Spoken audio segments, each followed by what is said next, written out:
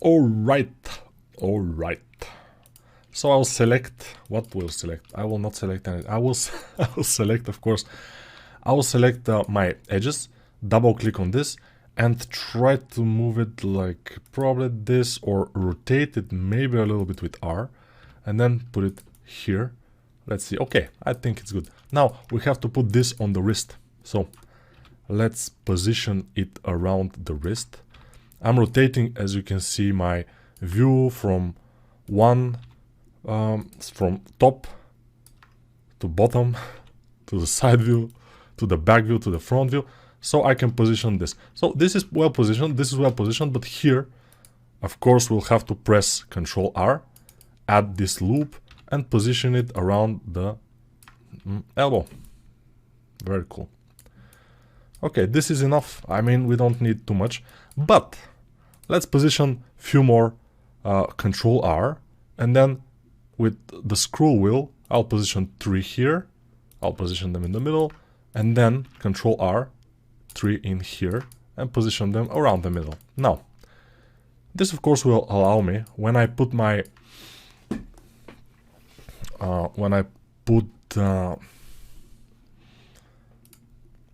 let me see, the shrink wrap modifier, this will shrink wrap around the hand or arm.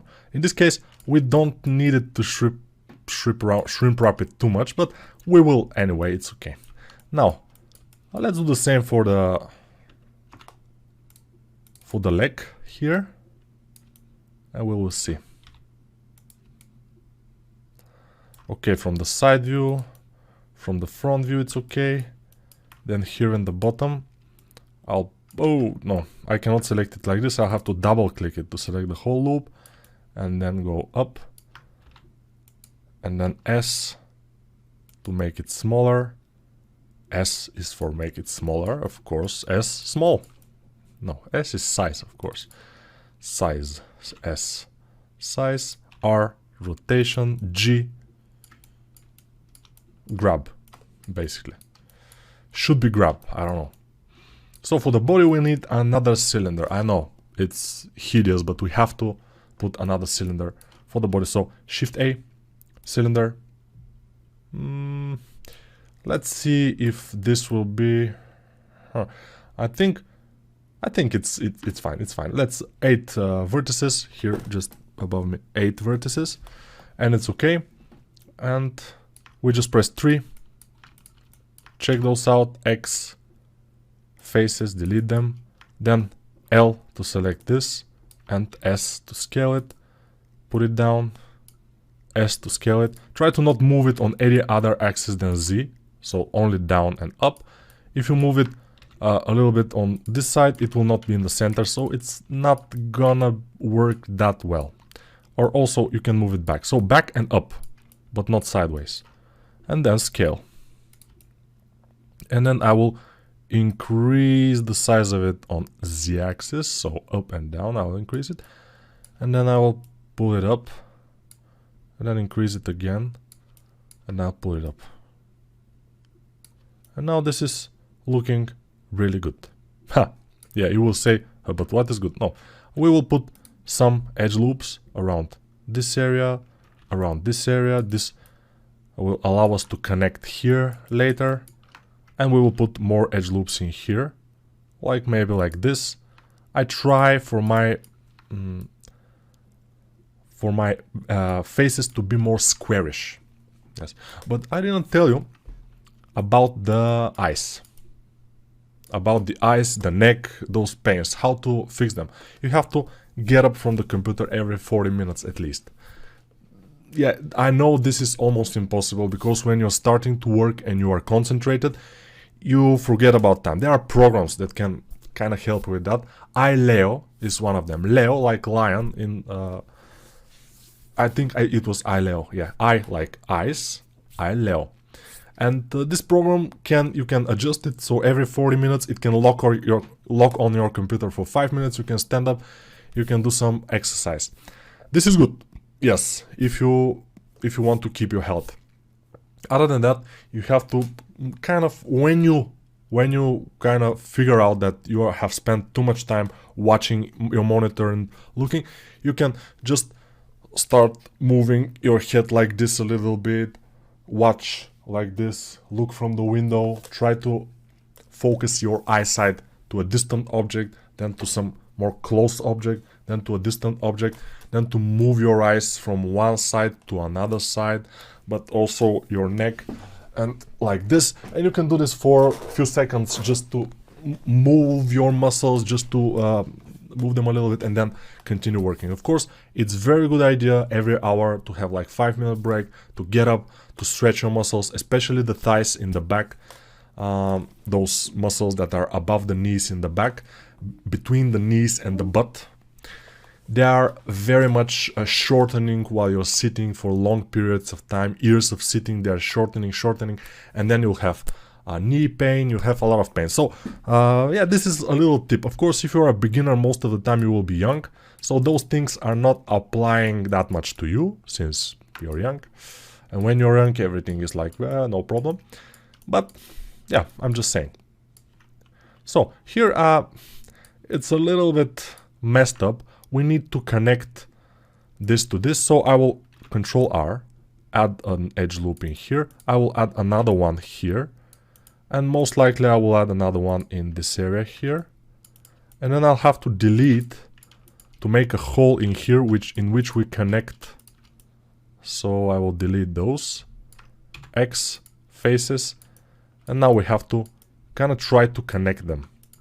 Let's turn on the snapping and move this, move this, move this, move this, and it should be kind of okay. Of course, we need more polygons, most likely, to connect, but we will do them no issues at all. Here, what I would like to do is to slide this double G and slide it down, but without the snap. So when you press G, you move, but when you press G again, you start sliding along the other edges. So this is very useful sometimes to slide. Then here I would like to E and then S. E will extrude and S will scale. Now I will R to move it, and I like to do something like this. And now I need to connect them, but let's see how it will work out. These connections for shoes. Let's see. So I will select this and this and press F. Then I will go to this one and press F, F. Here, maybe we'll need more. And probably I would like to put my snap on now. Select all those vertices. There are not too many, and press G. And they will snap to the surface, hopefully. Then here, I will select only one, like this. Go 2 and press F. And then press F again. Then here, I don't know if let's press F in here too. And we see that we need at least one more in here, I think. Let me just think about it. Okay, this is good. We'll put this up. Yeah, here I will add one more edge loop. Here. And it will be fine. I think so. Yeah, the other one is going down. We don't care about it. It's okay. This one we care about. So I will go 2 and F. And then here we will have a triangle, which is, in this case, it will not be a problem, since this is absolutely not gonna be visible. It's not gonna be visible, basically. That's absolutely for sure. For sure. I just selected them, press G, so they can snap to the surface. But we have to be careful, because sometimes we select something from behind and it snaps, but it's not exactly a very good thing. So most of the time I would like to snap those that are close to me. Let's add another shrink wrap modifier. So I press tab to exit, I shrink wrap, I just do this, and you see how this kind of the body kind of went into place. I will apply this modifier, go back to edit mode. Of course, I can leave the modifier and not applying it. I can turn it off and on, it's okay, but I like to show you that you can always add shrink wrap modifier. It will do its job, you apply it and you continue working, and then when you need it, you can add it again, you can delete it, you can do whatever you want. It's kind of a, I want to show you that you have freedom. You have, yeah. So E to export, extrude, E like this, export, no, G, and then F to connect those. And from now we can try, let's try this E here. It will be good to have a constant loop around those areas here, but yeah, I think it will be good a loop. So M at center, okay, and here I will press F. By the loop I mean I will not have triangles there, because this will be where the leg will move up. Again, in this case, in this character, it doesn't matter. And in most characters, it depends. If you are kind of retopologizing the base mesh, which will have clothes on top, you don't have to be exact, super exact. It's kind of, you can be okay with not so good topology. But if you are retopologizing already the final mesh with the clothes and everything, you have to be more precise, or at least to try. So we will do, of course, only half of the character. Yeah, we will not do the whole shebang, or the other half of the character to do it manually again. No, we have this, and the other one is symmetrical, so we'll just symmetrize and it will be okay. So don't worry about it if you have started worrying about it. Don't worry about it. It will be completely okay. So like this, and here probably a triangle will do, or we may not make a triangle, we may make a polygon like this, which also will be fine, and maybe even finer than the triangle, if we can say finer, although there is not such word in English language as long as I know. Finer, no, finer. But it sounds finer, it sounds kind of nice. Okay, here we go, ladies and gentlemen. The body is almost done, and only for 12 minutes, 12 short minutes, we have the body almost done, which is, wow, we are so fast, it's amazing. It's just, what's happening here? Okay, the thing I care about is for these polygons to be after the middle line. So if we go from front view by pressing 1 on the numpad, we'll see that they're this way from the center line, which is okay. But even if they are the other way, it's like okay again, it's not the problem. So I lost my mesh again. I will press home and we are back. Yes, sometimes you know what happens. Yes, okay, let's continue on the hand, because now the easiest part will be the leg. Not the easiest, but it will be more easy than this one. This one will be a little bit harder. So what we can do is to select this and extrude it, but what will happen is, you see, because of the snap, we can extrude it without the snap. It will be kind of better if we extrude it without the snap, and then we can scale it a bit. And the next time we shrink wrap, it will kind of stick into the object. And I will press the snap and then move this, and we will start to think how to connect them. Let's connect them here at center. And as I told you, there is no certain perfect recipe for this to happen, for the topology, but you can kind of see it for yourself when you start doing it. This is something you have to practice a lot.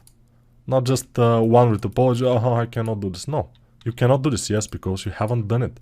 You have to do it a lot. You have to spend a lot of time, or buy the quad remesher, of course, or just take it for a trial. for 1 month trial. But even with the quad remesher, sometimes, especially when you are doing your low poly for the game, you have your high poly and you are starting to retopologize it, you will have to work manually. So manual retopology is okay. Of course, there are plugins which I don't use yet for manual retopology in ZBrush. They are paid, but they are good. And people say they are very good, very fast. I prefer for now, until I learn, to use the manual retopology like I'm showing you here, with the snap and with the shrink wrap.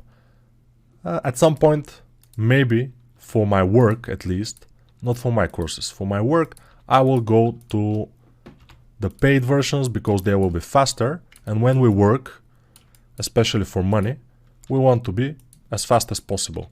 So probably I will do that. Although, I kind of am not betting on the fastness of the process. Why am I saying that?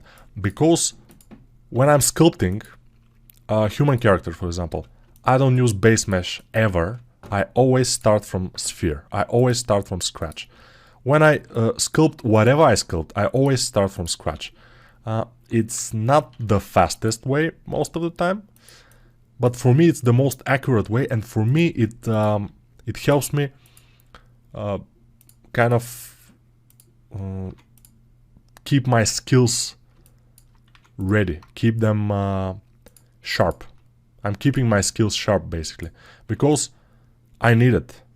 If you are just a normal artist, not a teacher, for example, like me, you probably won't need that. But for me, it's very important. It's very important to be able to sculpt everything from scratch anytime. I have to keep my skills sharp. And that's my thing. I will, by the way, do this. So I need one more polygon in here to connect those. So let me show you. F and here F, but it's not gonna work exactly. So let's see if we can F this. And here we will have a triangle basically. If it's only one, it's okay.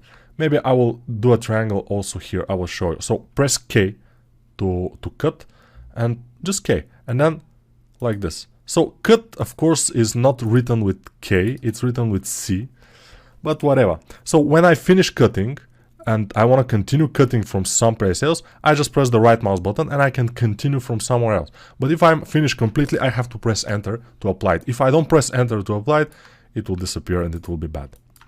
We have to do it again, and sometimes it's not bad, but whatever. Okay, triangle here is kind of fine by me. Although it's not the best way, the best place to place a triangle. In this model particularly, but whatever, it's okay. Now we can use the shrink wrap, or we can continue with the legs, and probably this is the second video. For the third video we will be ready with the whole model, which is great.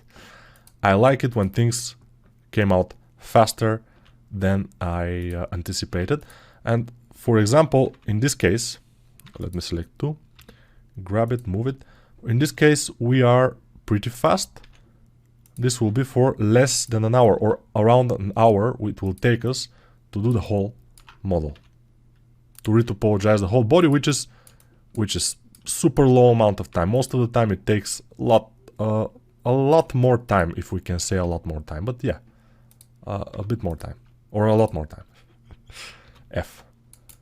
F here, F everything. No, I didn't mean that. Or do I? Who knows? Now, you maybe have noticed that I don't shut up even for a few seconds in my courses. If you have watched other of my courses, of course. This is why. Why is this?